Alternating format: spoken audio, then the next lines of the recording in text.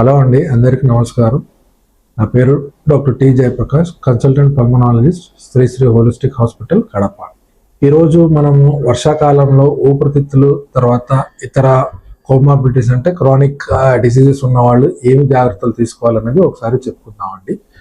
యూజువల్గా ఊపిరితిత్తులు జబ్బులు ఉన్న వాళ్ళు అంటే ఆస్మా కానీ, సిఓపిడి కానీ, లేదా రికరెంట్ ఇన్ఫెక్షన్స్ వచ్చేవాళ్ళు, లేదా బ్రాంకిటిస్, క్రానిక్ లంగ్ డిసీజ్ ఉన్నవాళ్ళు ఈ వర్షాకాలంలో వాళ్ళు తీసుకోవాల్సిన జాగ్రత్తలు ఏంటంటే వీలైనంత వరకు వాళ్ళు వడి ప్రదేశం లేదా వర్షంలో తడవకుండా చూసుకోవాలండి.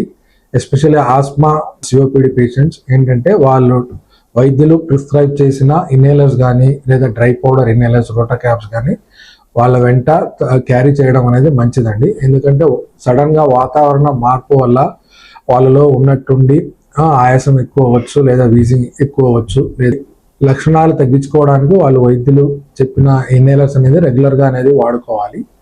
తర్వాత ఈ వర్షాకాలంలో అందరికీ వైరల్ ఇన్ఫెక్షన్స్ అనేవి ఎక్కువగా వస్తాయండి. ఈ వైరల్ ఇన్ఫెక్షన్స్ ఎవరి వల్ల వస్తుందంటే యూజువల్గా క్రానిక్ లంగ్ డిసీజ్ ఉన్నవాళ్ళు, చిన్నపిల్లల్లో, లేదా ఊపిరితిత్తు జబ్బు ఉన్నవాళ్ళు, లేదా chronic kidney disease, chronic liver disease ఉన్న వాళ్ళలో కామన్గా చూస్తామండి.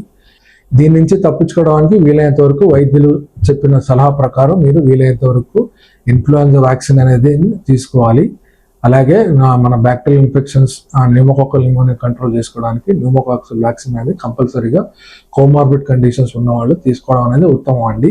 మీకు ఏంటంటే దీనివల్ల మీకు ఏదైనా ఇన్ఫెక్షన్ వచ్చినా తీవ్రత అనేది ఎక్కువ ఉండదు, తీవ్రత అనేది చాలా మైల్డ్గా వచ్చి పోతుంది. ఈ జాగ్రత్తలు తీసుకొని వీలైనంత వరకు వర్షంలో తడకుండా కూల్ డ్రింక్స్ కానీ ఐస్ క్రీమ్ అనేది అవాయిడ్ చేస్తే మంచిదండి.